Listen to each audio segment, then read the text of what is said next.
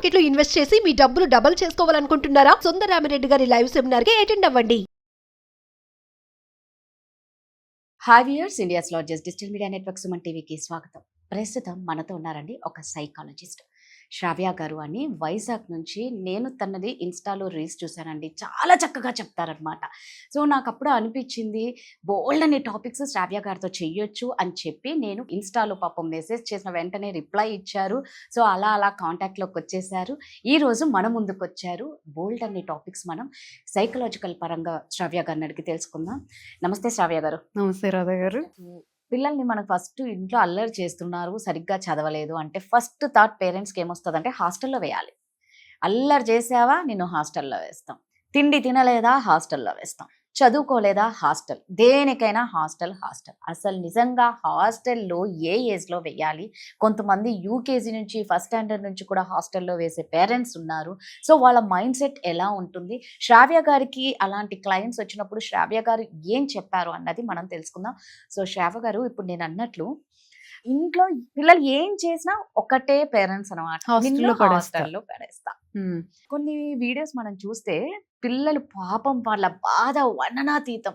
Phone చేసి అమ్మ నువ్వు ఫోన్ పెట్టేకే, అమ్మ నువ్వు ఫోన్ పెట్టేకే అని ఎంత బాధపడుతుంటే ఆ వీడియోస్ చూస్తే చాలా బాధేస్తుంది. శ్రావ్య గారు, పేరెంట్స్ ని ఎంత మిస్ అవుతున్నారు.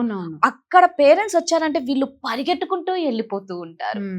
నిజంగా ఏ ఏజ్ లో హాస్టల్లో వేయాలండి?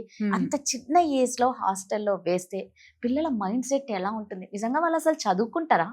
వాళ్ళు కాన్సన్ట్రేట్ చేయగలరా? మీ దగ్గర బోల్డ్ ఎంతమంది క్లయింట్స్ వచ్చింటారు కాబట్టి. అవునండి. సో హాస్టల్ లైఫ్ ఎలా అంటే చాలా డిసిప్లైన్ ఉంటుందండి. ఎవరి పనులు వాళ్ళే చేసుకోవాలి. చిన్న పిల్లలైనా కూడాను ఎవరి పనులు వాళ్ళే చేసుకోవాలి. Extreme discipline. వీళ్ళ ఎమోషనల్ నీడ్స్ ఏవైతే ఉంటాయో, అంటే బాధగా ఉన్నప్పుడు చెప్పుకోవడానికి ఎవరు ఉండరు కదండి. నాకు ఇలా ఉంది అంటే ఇంట్లో అయితే పిల్లలు టాంట్రమ్స్ అన్ని చూపిస్తారు, మనం కూడా యాక్సెప్ట్ చేస్తాం. హాస్టల్లో అది ఉండదు. టాంట్రమ్స్ చూపించే అవకాశమే లేదు. ఇంకేంటంటే సెపరేషన్ యాంగ్జైటీ ఉంటుందండి. పిల్లలకి చిన్న వయసులో హాస్టల్లో వేయడం అనేది విచ్ ఈజ్ రాంగ్ థింగ్ అంటే. ఆ వయసులో వాళ్ళకి మదర్ ప్రేమ దొరకాలి. ఎప్పుడైతే వీళ్ళు హాస్టల్లో ఉంటారో అసలు అమ్మా నాన్న ఎలా ఉంటున్నారు, ప్రేమ ఎలా ఉంటుంది అనేది చూడరు. లవ్ అనేది కాన్సెప్టే వాళ్ళకి ఎక్కదు. చాలా డిటాచ్డ్గా ఉంటారండి. పెద్దయ్యాక కూడాను ఎమోషనల్లీ ఎవరితో అటాచ్ అవ్వలేరు. పెద్దయ్యాక కూడాను ఎమోషనల్లీ అటాచ్ అవ్వలేరు. ఓవర్ ఇండిపెండెన్స్ అంటే ఎస్పెషల్లీ ఆడపిల్లలు అండి హాస్టల్ లైఫ్లో ఉండి ఉండి ఉండి ఎక్స్ట్రీమ్ ఇండిపెండెన్స్ వచ్చేసి ఏ పనైనా నేనే చేసేసుకుంటాను. ఎమోషనల్ నీడ్స్ కూడా అలానే ఉంటాయి. నేను చేసుకోగలను, నేను చూసుకోగలను. ఇక్కడ అంటే రిలేషన్షిప్స్కి వచ్చేటప్పటికి డిపెండెన్సీ లేదు. నువ్వు హస్బెండ్ మీద డిపెండ్ అవ్వట్లేదు ఏ విషయంలో కూడాను. ఇంకా డిటాచ్డ్ స్టైల్ ఉంటుంది. డిటాచ్గా ఉంటారు. వీళ్ళకే ఎమోషనల్ నీడ్స్ ఫుల్ఫిల్ కానప్పుడు వేరే వాళ్ళ ఎమోషన్స్ని వీళ్ళు ఎలా అర్థం చేసుకుంటారండి? వీళ్ళకేం లోపట ఏమవుతుందో తెలియదు. అవును నేను బాధగా ఉన్నాను అని చెప్పుకునే అవకాశం హాస్టల్లో లేదు. ఇది అలవాటు పడిపోతారు. అట్ ద సేమ్ టైం బయట పార్ట్నర్కి కూడా ఇలానే ఉంటారండి. పార్ట్నర్తో కూడా కొంచెం డిటాచ్డ్గా ఉండడం, కనెక్ట్ కాలేకపోవడం. నా దగ్గరికి వచ్చిన క్లయింట్స్ అండి కొంతమంది అమ్మాయిలు చిన్నప్పటి నుండి హాస్టల్లో అంటే I think UKG first standard ఇట్లా వేయడం వల్ల పాపం అమ్మాయిలకండి ఈ సెక్షువల్ అబ్యూస్ రిస్క్ కూడా ఎక్కువ అండి. నాకు ఒక క్లయింట్ తను చెప్పిందండి, when she was 6 or 7 years old అనుకుంటా, వార్డెన్ వచ్చి దాన్ని రాంగ్ టచ్ చేసి అక్కడ ఇక్కడ ముట్టాడు. అది రిపీటెడ్గా జరిగింది అట్లా. ఇలా జరిగినప్పుడు అండి ఆ అమ్మాయికి ఏమైంది తెలుసా? సంవత్సరాలు అమ్మాయి రాత్రులు పడుకోలే. ఎప్పుడు వచ్చి ఎవరు వచ్చి రాంగ్ టచ్ చేస్తారో భయపడుతూ. హైపర్ విజిలెంట్ అండి, దీన్ని PTSD అంటారు. ఎప్పుడు ఎవరు వచ్చి ఏం చేసేస్తారో అనేది ఆ అమ్మాయికి చాలా చిన్న ఏజ్లోనే. సో హాస్టల్లో వేసేటప్పుడు ఇలాంటివి చూసుకోవాలండి. సెక్షువల్ అబ్యూస్ రిస్క్ ఎక్కువగా ఉంటుంది. ఇంకా అబ్బాయిలు కూడా డిటాచ్డ్గా ఉంటారండి. ఎమోషన్స్ ఇప్పుడు మన ఆడవాళ్ళకి ఎలా ఉంటుంది, జస్ట్ మన బాధ వినేస్తే చాలు, నాకు సొల్యూషన్ ఇవ్వద్దు అన్నట్టు ఉంటుంది, మా బాధ వినండి అని. ఎస్పెషల్లీ హస్బెండ్స్ ఎవరైతే హాస్టల్లో గ్రో అవుతారో వీళ్ళకి ఈ ఎమోషనల్ సెన్సిటివిటీ ఉండదు. ఈ సెన్సిటివిటీ తగ్గిపోతుంది హాస్టల్లో ఉండడం వల్ల. అర్థం చేసుకోలేకపోవడం కానీ, వాళ్ళకి చాలా నార్మల్, మేము ఎంతకన్నా టఫ్ లైఫ్ చూసాం కదా అన్నట్టు ఉంటుంది వాళ్ళకి. రైట్. హ్మ్. మీరు అంటే ఎలా ఉంటదంటే, "నువ్వు అట్‌లీస్ట్ అమ్మ నాన్నల దగ్గర పెరిగావు. మేము అలా కూడా పెరగలేదు" అవును. అన్నట్టు అయిపోతారు వీళ్ళు. అవును. సో, ఆ చిన్న చిన్న నీడ్స్ వైఫ్ చెప్పినవి అవేవి వాళ్ళకి ఎక్కవండి. చాలా డిటాచ్డ్‌గా ఉంటారు. అదే అగైన్ ఇట్ లీడ్స్ టు మళ్ళీ గొడవలు రావడం ఇద్దరి మధ్య. అమ్మాయి అయితే అలాగా డిటాచ్డ్‌గా ఉండడం, ఓవర్‌గా తన మీద తను ఎక్కువగా డిపెండ్ అవ్వడం. అన్నీ నేను చేసుకోగలను, నేను చూసుకోగలను అనేది. అలానే ఎమోషనల్లీ డిటాచ్డ్ కూడా ఉంటారండి. సో, సో, రైట్ ఏజ్ అబ్బాయిల అండి. విషయంలో అయితే మ్యారీడ్ లైఫ్ మీద బాగా ఎఫెక్ట్ యాహ్! అండి. చూపిస్తది. అసలు అబ్బాయిలు, అమ్మాయిలు ఎటు చూపిస్తున్నా అంటే ఎవరైనా కూడా ఇంపాక్ట్ రిలేషన్‌షిప్స్ మీద చూపిస్తుందండి. సో, మరి ఇందాక మీరన్నారు కదా! వార్డెన్ ఇలాగా హ్మ్. బ్యాడ్ టచ్ అని. ఆ పిల్లలు చెప్పుకోగలుగుతారా అండి? కనీసం పేరెంట్స్ కన్నా? ఆ! అంటే ఇలా తను ఉంది అని. అంటే తన కేస్‌లో ఏం జరిగింది అంటే తను చెప్పుకుందండి. ఓకే. ఫాదర్‌కి చెప్పినప్పుడు వాళ్ళు మాట్లాడారు. మాట్లాడి ఆ అమ్మాయిని మళ్ళీ వెళ్లి ఇంకో హాస్టల్‌లో ఏసారండి. మళ్ళా అదే హ్మ్. ఉంటదేమో. అక్కడ కూడా జరిగింది ఆ అమ్మాయికి. ఆ అమ్మాయికి అక్కడ కూడా మళ్ళీ జరిగింది అబ్యూస్. ఓకే.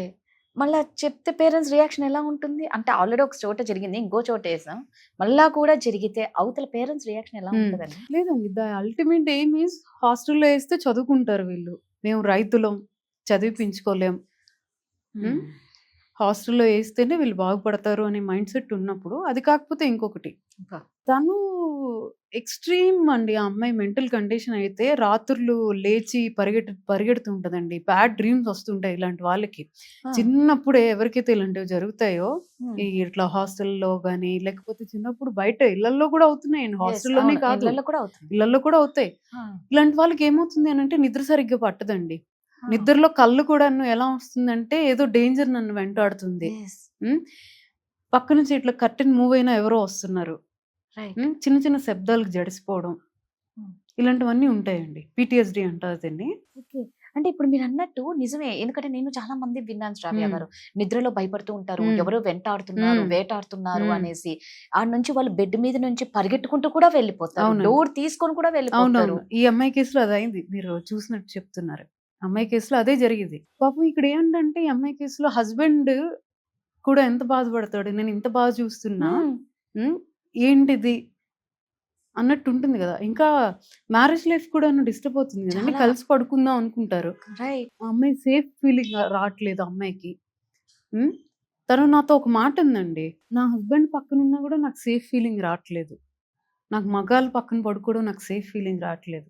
ఎంత ఇంపాక్ట్ ఉంటుందండి. చిన్నప్పుడు జరిగిన ఒక సెక్షువల్ అబ్యూజ్ ఆ అమ్మాయి అంత మ్యారేజ్ ఎఫెక్ట్. లైఫ్ మీద ఎంత ఇంపాక్ట్ చేసిందో చూడండి. పిల్లలుంటే పిల్లలు భయపడతారు కదా! తల్లి పిల్ ఇలా బిహేవ్ చేస్తే ఆ! నిద్ర మధ్యలో. తల్లిని చూసి భయపడతారు. రాత్రుళ్ళు కళ్ళు రావడం, అరవడం, పరిగెట్టి పారిపోవడం. యాహ్! హ్మ్.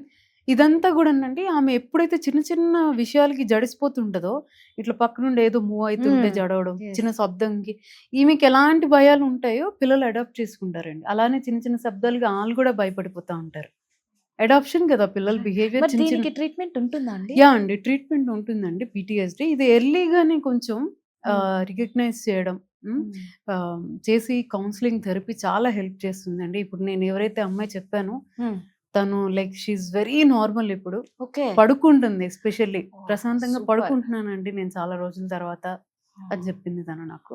మీరంటుంటే నాకు అనిపిస్తుందండి. కొంతమంది అంటారు అక్కడ అక్కడ అక్కడ ఏమి ఉండదు. ఏముండదు. అక్కడ కూర్చుంది అని భయపడే వాళ్ళని హైపర్ కూడా చూసాను. విజిలెన్స్ అండి. హైపర్ విజిలెన్స్ అంటే ఎప్పుడూను కాన్స్టెంట్‌గా అలర్ట్‌గా ఉంటారు.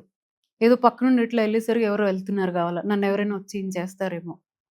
అది అంత ఇంపాక్ట్ ఉంటుందండి. నిజంగా ఇవి అనుకుంటాం గానీ చాలా సిల్లీగా ఉంటుంది. హ్మ్. అంటే వాళ్ళ ప్రాబ్లమ్ ఇంట్లో వాళ్ళకి చెప్పేటప్పుడు నవ్వుకుండొచ్చు కానీ, హ్మ్. నవ్వుతుండొచ్చు కానీ దీని ఇంపాక్ట్ చెప్తున్నారు కదా శ్రావ్య గారు, వాళ్ళ పిల్లల మీద కూడా చూపిస్తుందండి.